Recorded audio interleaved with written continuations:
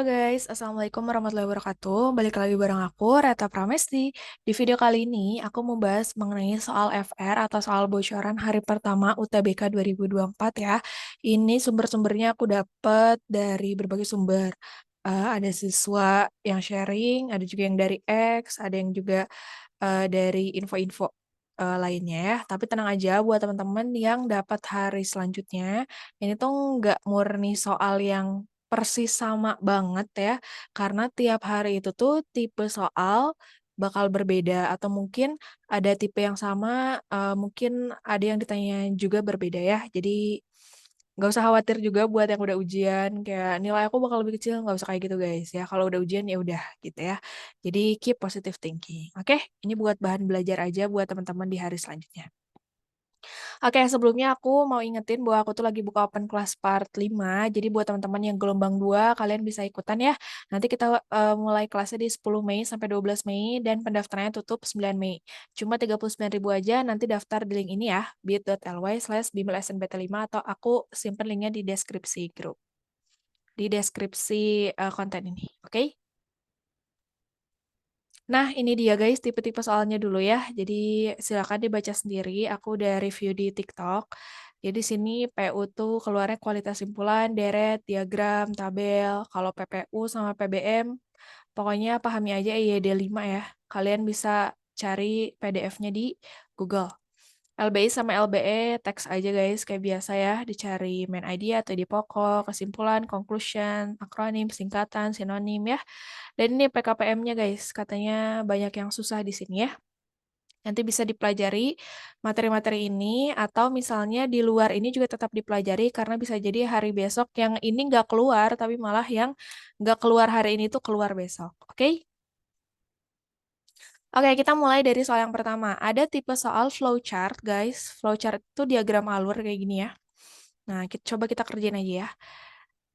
Di sini, jika diberikan input X sama dengan 7, jadi kita dari simulai ini guys. Nah, kita masukin X-nya 7, 7 ya. Manakah yang benar kan? Oke, masukin nih. Berarti di sini Y-nya itu adalah 7 tambah 3. Berapa? 10 ya.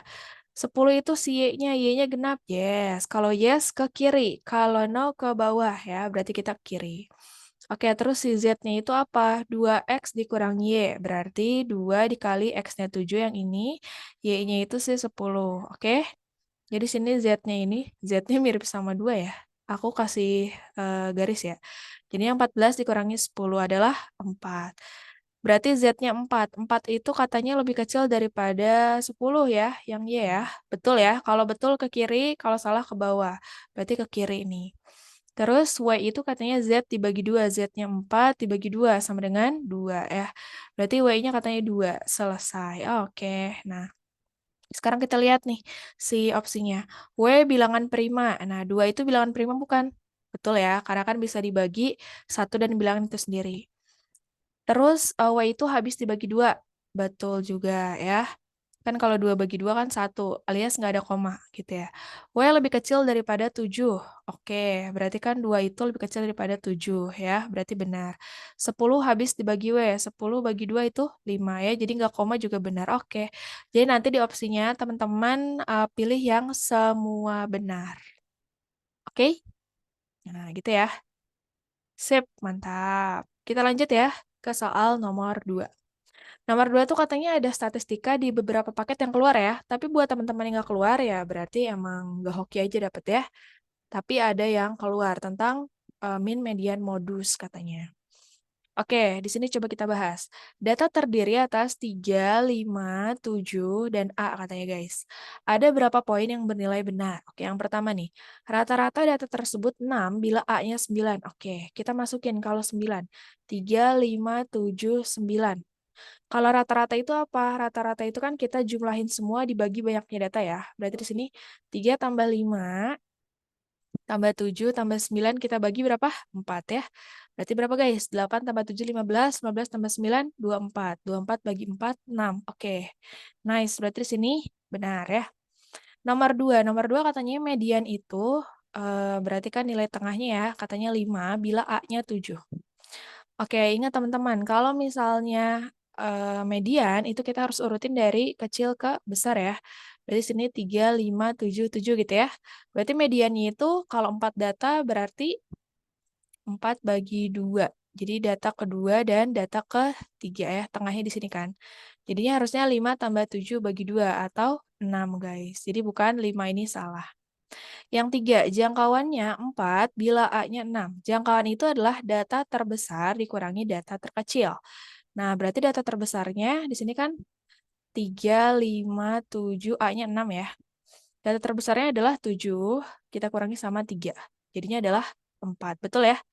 Tuh, sip. Satu lagi nih. Modusnya 3 bila A-nya sama dengan 5. Oke. Di sini kan 3, 5, 7, 5 lagi ya. Nah, kita lihat nih, modusnya berapa? Modusnya harusnya 5, bukan 3 ya. Oke, berarti ini salah. Berarti ada berapa? Ada 2 opsi yang benar. Oke. Jadi perlu dicek satu per satu ya. Kita lanjut ya ke soal nomor 3. Oke, nomor 3 ini adalah soal bunga tunggal ya. Ini katanya keluar di pengetahuan kuantitatif. Kita baca soalnya. Bank XYZ menawarkan bunga tunggal dengan suku bunga 5% per tahun. Bank ABC menawarkan bunga tunggal dengan suku bunga 10% per tahun. A menabung, ini 10% ya. A menabung 10 juta di bank XYZ setelah berapa lama tabungannya menjadi 20 juta. Dan soal-soal SMP ya guys ya. Jadi yang perlu teman-teman tahu adalah kalau misalnya tabungan akhir itu adalah tabungan awal ya, ditambah sama si tabungan awal dikali sama si bunganya dikali sama lama waktunya. Oke? Kebayang ya? Jadi tabungan akhir nih di akhir tahun nih itu kan tabungan awalnya ditambah sama si bunganya, bunga dikali sama lama waktunya ya. Sekarang kita masukin akhirnya berapa? Akhirnya di sini adalah 20 juta.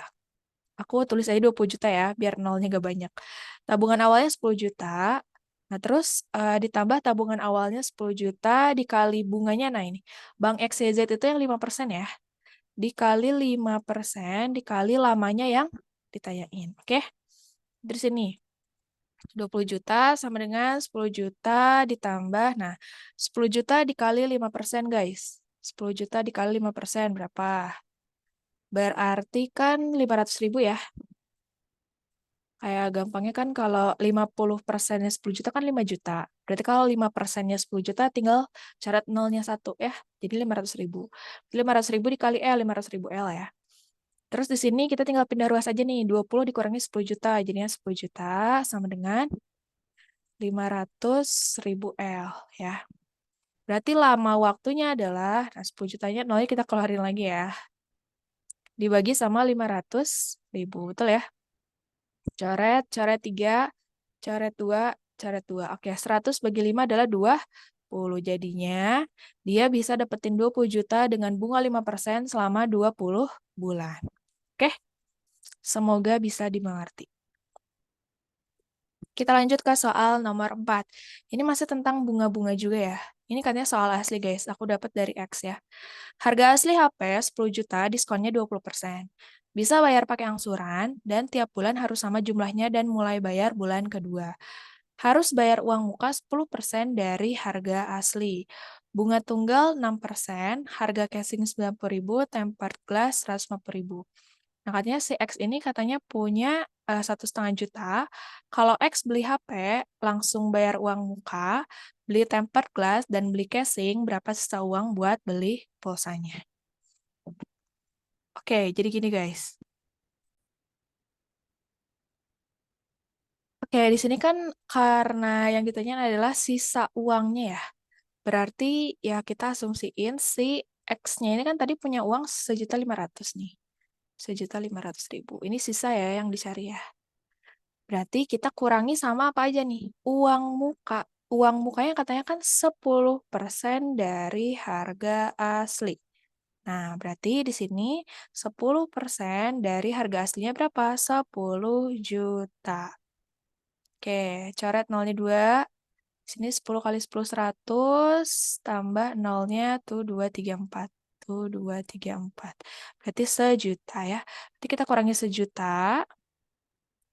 Beli tempered glassnya 150.000. Dan beli casingnya 90.000 ya. Udah, tinggal kita kurangi aja guys. Jadi berapa guys?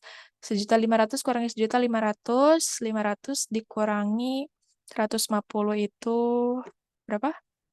350 ya. 350 kita kurangi sama 90 itu adalah 260.000. Nah, oke, jadi jawabannya 260.000. Jadi maksudnya ini tuh sisa-sisa si yang diketahuinya itu mungkin buat soal turunan lainnya ya, soal yang lainnya. Nah, kalau misalnya ditanyain kayak gini, ini mungkin soal pertamanya ya. Caranya cuma kayak gini guys. Jadi hal-hal yang tidak perlu nggak usah dihitung. Oke? Sip, kita lanjut ke soal nomor 5. Ini PPU ya guys ya. Maaf aku campur-campur karena aku dapatnya juga banyak gitu ya. Nggak hanya dari PK atau PM aja. Kalau misalnya ditanyain frasa, teman-teman cukup ingat materi yang pernah aku ajarin ini di TikTok ya. Kalau misalnya frasa nominal itu tuh teman-teman ingatnya kata benda. Dia kalau misalnya ada kata ada atau bukan, dia tuh nyambung gitu. Kalau frasa verba atau kata kerja itu pakai jangan. Kalau adjektiva itu pakai sangat atau paling. Coba guys di sini. Nasi rajin. Ini nggak nyambung ya, tapi ya udahlah ya. Nasi. Coba ada nasi bukan nasi. Bisa nggak? Bisa. Berarti ini no, mina. Rajin. Rajin udah pasti. Apa guys? Rajin udah pasti adalah si adjektiva ya. Oke, berarti sini harusnya nomina adjektiva ada nggak? Kayaknya yang paling mendekati yang E ya guys. Ini kayaknya aku lupa masukin nominanya deh. Ini nomina plus adjektiva ya, berarti yang E. Oke, kan rajin itu paling rajin, sangat rajin gitu ya, bisa ya? Oke, untuk yang pronominal itu kata ganti, jadi bisa kita semua dia itu, kalau nominal itu bilangan, kalau adverbial itu keterangan ya. Oke, nomor 6 nih, ini bahasa Panda, katanya keluar juga di beberapa paket satu soal. Beberapa kucing berlari di depan seekor anjing. Kita langsung aja lihat guys. Di sini ya. Beberapa kucing di sini ada langsung nih. Silnoria. Oke. Langsung aja nih. Yang ada silnorianya di sini yang mana? Yang A ya. Terus berlari di depan, berlari di depan. Nah, ini yang tengah ya, kemungkinan yang Tronex guys. Nah, ini nyambung ya. Berarti yang belakangnya juga udah pasti benar sih. Di depan seekor anjing. Di depan seekor anjing. Nah, di sini seekor anjingnya tuh Upetia ya guys ya. Nah, yang belakangnya Upetia aja memenuhi ketiga ini berarti kemungkinan jawabannya yang A. Oke? Sip, gitu aja ya. Ini nomor 7 nih, ini soal algoritma yang baru ya, tipe baru yang keluar juga guys. Diberikan flowchart di bawah ini, jika temperatur air adalah 80 derajat Celcius, apakah langkah berikutnya? Oke, di sini ya. Flowchart itu adalah diagram alur, teman-teman. Jadi kita mulai dari start. Ya, dari atas ke bawah nih. Put the pen on the stove. Kalau misalnya nggak bisa bahasa Inggris, nggak apa-apa. Lihat aja sih keterangannya ya. Turn on the stove, dia masih ke bawah. Pour water to the pan. Boil water for 3 minutes. Nah, dari boilnya ini, katanya ditanya nih, is temperature more than 90 derajat Celcius? Ya, tau lah ya, more than itu pokoknya lebih dari 90 derajat Celcius. Jadi, temperaturnya itu tuh lebih nggak dari 90 derajat Celcius? Kalau misalnya lebih, berarti ke bawah nih, yes. Berarti harus turn off the stove. Tapi kalau misalnya enggak, dia balik lagi ke atas, ke boil water for 3 minutes. Oke, di sini 80 derajat itu tuh lebih kecil atau lebih besar daripada 90 derajat? Lebih kecil. Berarti kalau lebih kecil daripada 90 derajat, berarti harus ke no. Atau balik lagi ke boil water for 3 minutes. Oke, yang C. Gitu ya. Gampang ya. Tapi kalau misalnya di sini 110 yang ditanyain ya, berarti harus turn off the stove. Oke. Nah, ini maybe soal terakhir ya. Maybe soal terakhir. Nah, di sini guys. Zahra menabung uang senilai X dari suatu bank, sistem bunga majemuk ya. Jika saldo rekeningnya itu 12 tahun yang akan datang adalah Y, sedangkan saldo rekening 16 tahun kemudian adalah 3Y, berapa nilai Y per X? Oke, ini caranya gampang teman-teman. Di bunga majemuk itu adalah si ya, kita kaliin sama 1 plus X dipangkatin sama N. Ya, N itu lama tahunnya ya. Oke, berarti di sini ini lamanya kan setelah 12 tahun dan 16 tahun ya. Berarti ketika sudah 12 tahun dan 16 tahun, kita masukin aja nih. Berarti kan tadi itu ini ya si Y ya, hasilnya si Y. Kalau ini 3Y sama dengan si modalnya nggak tahu nih kan. Berarti kita tulis aja X gitu ya. X dikali 1 plus X, si modalnya lagi dipangkatin sama N. N-nya adalah si pangkat 12. Nah, sedangkan yang bawahnya itu adalah X juga ya. X dikali 1 plus X pangkat 16. Oke. Gimana biar kita bisa menyederhanakan hal ini gitu ya, dua persamaan ini. Berarti bisa kita bagi nggak, guys? Nah, yang terbesar ke yang terkecil ya. Berarti kan di sini 3Y bagi Y-nya habis, sisa 3 gitu ya. X bagi X habis ya. Karena kan dia di luar si kurung ya, jadi bisa dicoret. Di sini pangkat ya, eksponen guys. 16 dikurangi 12 itu pangkat 4. Kalau yang dalam kurungnya kita tetap tulis. Berarti 16 kurangi 12 itu pangkat 4 ya. Oke, berarti 1 plus X pangkat 4 itu adalah 3. Oke, sampai sini aman nggak? Nah, sekarang kita coba mau cari kan ya si Y per X-nya itu berapa. Nah, di sini Y-nya itu kita masukin lagi, coba pakai yang ini aja ya. Berarti X dikaliin 1 plus X pangkat 12. Nah, coba kita cari guys, gimana biar pangkat 4 ini jadi pangkat 12. Nah, kita putar otak kan ya. Jadi, wah kayaknya bisa nih di 1 plus X pangkat 4-nya.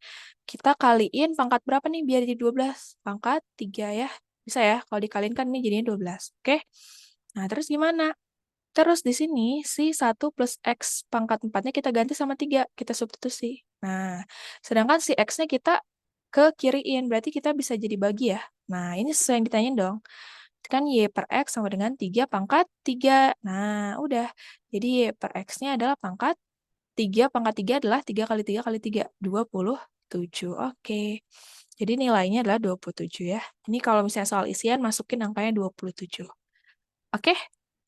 Nah, udah segitu aja guys yang dibahas. Ini ada 2 PR. Ini mirip-mirip sih sama yang tadi dijelasin ya. Harusnya bisa. Kalau misalnya tadi nyimak, silakan kirim jawabannya di kolom komentar. Dan boleh share ke teman-teman kamu ya, yang UTBK di gelombang 2 atau di hari kedua, hari ketiga, hari keempat, dan seterusnya. Oke, jangan lupa ikutan Open Class Part 5 intensif khusus peserta gelombang 2, harganya cuma 39.000, nanti langsung aja daftar di link ini. Oke, see you guys. Gitu aja dari aku. Kalau misalnya kamu ada soal-soal yang mau dibahas atau saran konten lain, boleh banget kirim di kolom komentar. Atau bisa DM ke IG aku @retapramesti. Thank you for watching and bye!